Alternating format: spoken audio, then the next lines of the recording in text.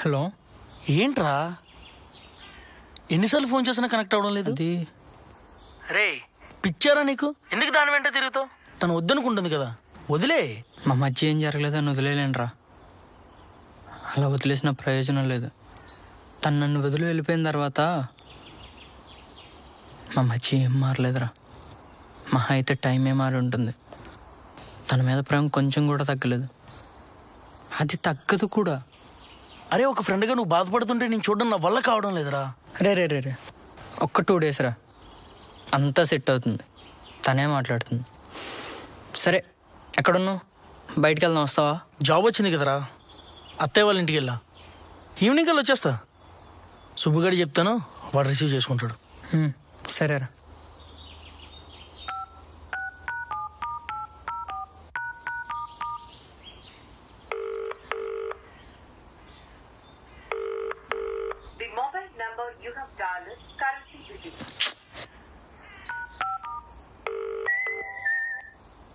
అరే సూర్యగాడు కాల్ చేశాడ్రా, నేను కాల్ చేయమని చెప్పాడు. అదా, వాడిని బయటికి వెళ్దాం అంటే నీకు చెప్తా అన్నాడు. ఇంతకీ ఎక్కడున్నావు? నేనా ఎస్ఆర్ నగర్లో ఉన్నాను. ఇంతకీ ఆడెక్కడా? వాడా వాళ్ళ అత్తయ్యల ఊరు వెళ్ళాడంట. సరే నువ్వు ఇంటికి వచ్చి.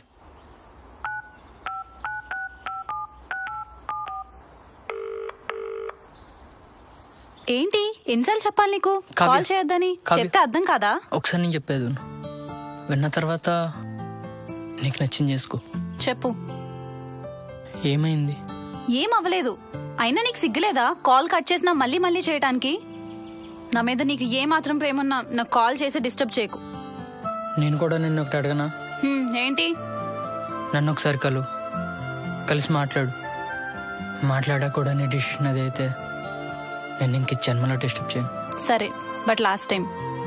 ఎప్పుడు కలుస్తున్నావు? ఇంక నేను భరించే ఓపిక నాకు లేదు. ఇప్పుడే కలుద్దాం.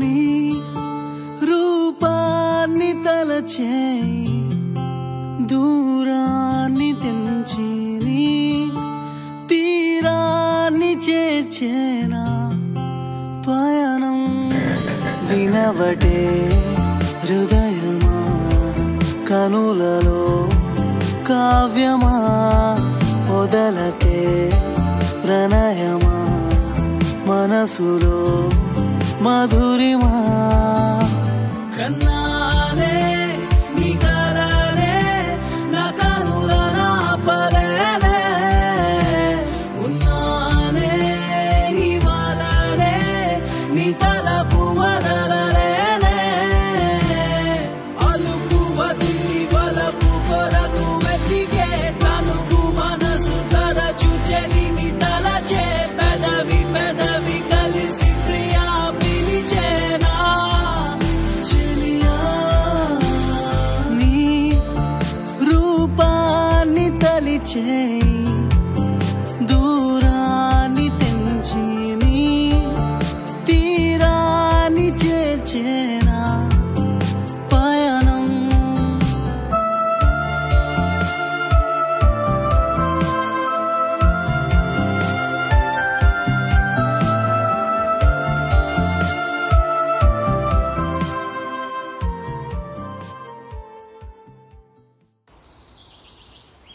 గౌరీ,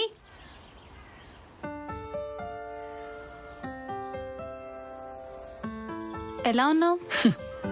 ప్రేమించిన అమ్మాయి దూరం పెట్టిన ప్రతి అబ్బాయిని అడగకూడని క్వశ్చన్ ఇది. ఏదో మొహమాటానికి బాగున్నావు అని చెప్తాం కానీ నిజానికి అస్సలు బాగో. ఇంకా మన ఇద్దరికి సెట్ అవుతుంది గౌరీ. మా ఇంట్లో నాకు మ్యాచెస్ చూస్తున్నారు. ఇప్పుడు ఒకసారి నేను వచ్చి అడగనా? ఏం అడుగుతావు? జాబ్ ఉందా? లైఫ్లో సెటిల్ అయ్యావా? నన్ను ఎలా చూసుకుంటావు? నవ్వుతున్నావేంటి? పిచ్చెక్కిందా? అవును, ఇప్పటిదాకా ఆ పిచ్చిలోనున్నా. ఇప్పుడిప్పుడే అర్థమవుతుంది. ఏం మాట్లాడుతున్నావు గౌరీ? ప్రాబ్లం నీ పేరెంట్స్కా నీకా? చెప్పు. అలా కాదు. నటించుకో, మనసులో ఏముందో చెప్పు. నీ దగ్గర దాయడానికి ఏముంది? నాకు నా లైఫ్ మీద చాలా హోప్స్ ఉన్నాయి. నేను నా లైఫ్ను ఒక రేంజ్లో ఊహించుకున్నా. ఇప్పుడు ఆ లైఫ్ని నీతో ఊహించుకోలేకపోతున్నా. అందరు అమ్మాయిలా ప్రేమించిన పాపానికి పెళ్లి చేసుకుని లైఫ్ మొత్తం కమిట్మెంట్తో కాంప్రమైజ్ అయి నేను బ్రతకలేను. ఏం మాట్లాడుతున్నావు కావ్య? నీకు ఇంకా అర్థం కాలేదా?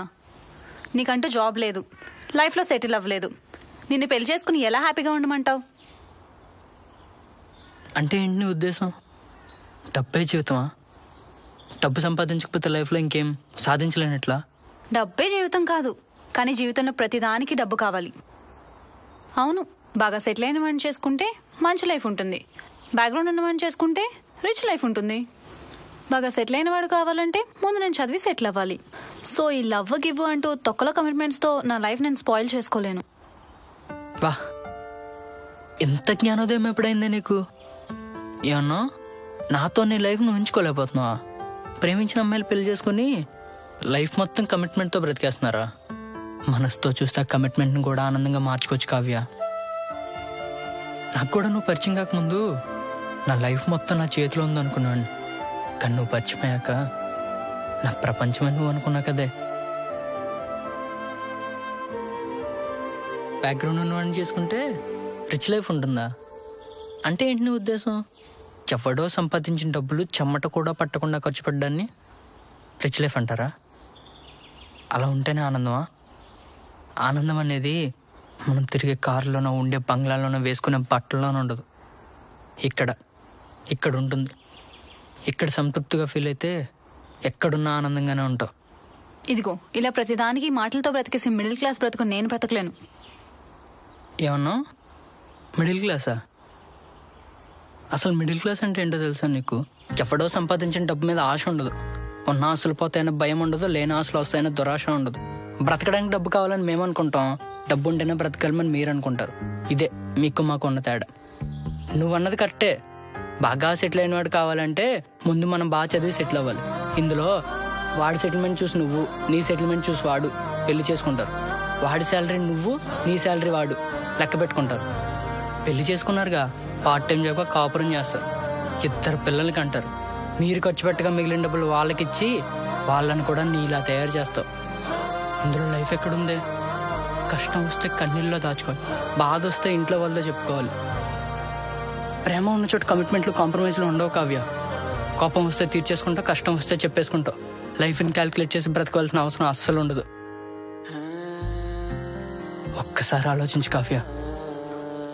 ఆలోచించడానికి ఏం లేదు, నేను నీతో ఉండలేను. పోనీ నా ఫ్రెండ్తో ఉండగలవా? వాడా వాళ్ళ అత్తయ్యలు ఊరు వెళ్ళాడంట. సరే నువ్వు ఇంటికి వచ్చి. రే సూర్యగాడు రా. అవునరా, సూర్యగాడే వాళ్ళ అత్తయ్యలు ఊరు వెళ్ళాడంట. అరే సూర్యగాడు ఇప్పుడే నా కళ్ళ ముందు నుంచి వెళ్తున్నాడు రా. వెనక కావ్య కూడా ఉందిరా. ఏం మాట్లాడుతున్నావురా? అరే నిజం రా, నా ముందు వెళ్తున్నారు వాళ్ళు.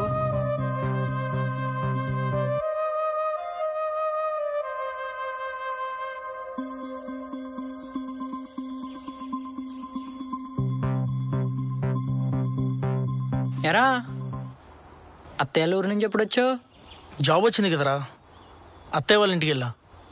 ఈవినింగ్ కల్లా వచ్చేస్తా. సుబ్బుగాడి చెప్తాను, వాడు రిసీవ్ చేసుకుంటాడు.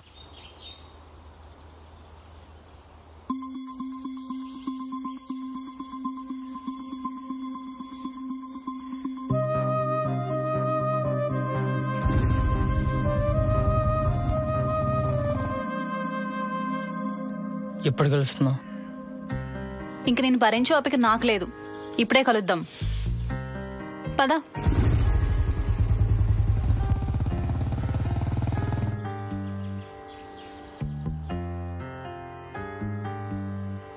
నన్ను ఎన్నిసార్లు బావా బావా అని పిలిచుంటారా? ఒక్కసారి కూడా తన చెల్లె అనిపించలేదా నీకు? ఒక అమ్మాయి మోసం చేస్తే ఆ బాధ ఫ్రెండ్కి చెప్పుకొని బాధపడతారా? కానీ ఆ ఫ్రెండ్నే దానికి కారణం అయితే మాటలు కూడా రావట్లేదు. అయినా గౌరీ, నువ్వు వదిలేసిన జాబ్కి ఇచ్చిన ఇంపార్టెన్స్ ఆ అమ్మాయి నీకు ఇవ్వలేదురా. ఏంట్రా, యుద్ధానికి వెళ్ళే సైనికుల్లో అంతలా ఆలోచించేస్తున్నావు? యుద్ధమే జరిగేలా ఉంది. తెలుసు కదా మా నాన్న గురించి. ప్రతి దాంట్లో ముందు నేనే ఉండాలని చాదస్తాం. ఇప్పుడు ఆ జాబ్ నాకు రాదని తెలిస్తే. ఇంకా ఇంటర్వ్యూనే జరగలేదు కదరా? ఉన్నది ఒకటే ప్లేస్మెంట్ రా, క్యాంపస్ మొత్తం తెలుసు ఆ జాబ్ నీకే వస్తుందని. ఇప్పుడు దానికి నేను ఆశపడ్డంలో అర్థం లేదు కదరా.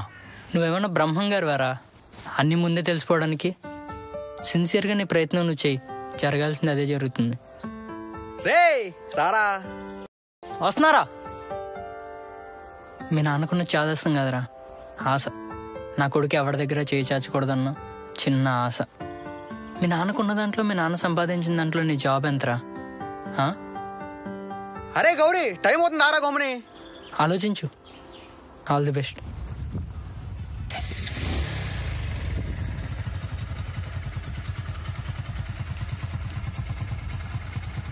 ఇంటర్వ్యూకి మొత్తం ప్రిపేర్ అయిపోయావా? నేను ఇంటర్వ్యూకి వెళ్ళట్లేదురా. ఏరా? ఉన్నది ఒకటే ప్లేస్మెంట్ రా, క్యాంపస్ మొత్తం తెలుసు ఆ జాబ్ నీకే వస్తుందని. ఇప్పుడు దానికి నేను ఆశపడ్డంలో అర్థం లేదు కదరా. నువ్వు వాడి కోసం జాబ్ వదిలేస్తున్నావా? ఇప్పుడు నాకు పోతే జాబ్ ఒకటే పోతుంది. నేను పోయిన జాబ్ను మళ్ళీ సంపాదించుకోగలను, కానీ వాడి మీద ఉన్న వాడి నమ్మకం పోతుంది. ఒక ఫ్రెండ్గా మనం ఎంతకంటే ఏం చేయగలరా వాడికి? సరే, ఏం ఆలోచించుకు పదా.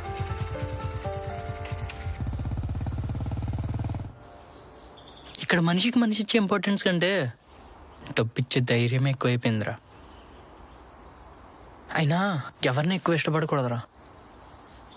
మోసం చేస్తున్నారని తెలిసినా, మోసపోతున్నామని అర్థమైనా ఎవరిని ద్వేషించను. ఇప్పటికీ నువ్వు నా ఫ్రెండ్ వేరా. తను జాగ్రత్తగా చూసుకో.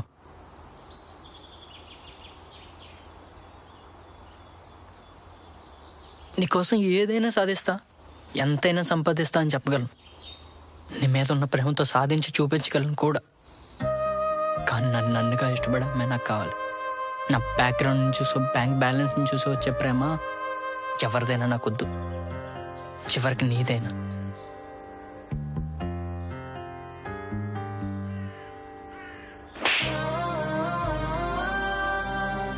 ప్రేమించినప్పుడు రాని కారణాలు ఇలా వదిలేసేటప్పుడు వస్తాయి. ఇప్పుడు నాకు చెప్పిన కబుర్లు రేపు వాడికి చెప్పకుండా ఉంటావనే కొట్టా. వాడిని జాగ్రత్తగా చూసుకో.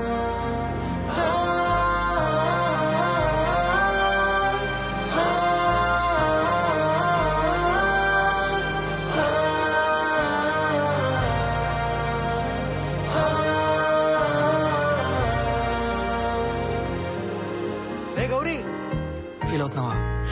వద్దు, ఆ టైప్ వద్దు. మనకిది సెట్ కాదు.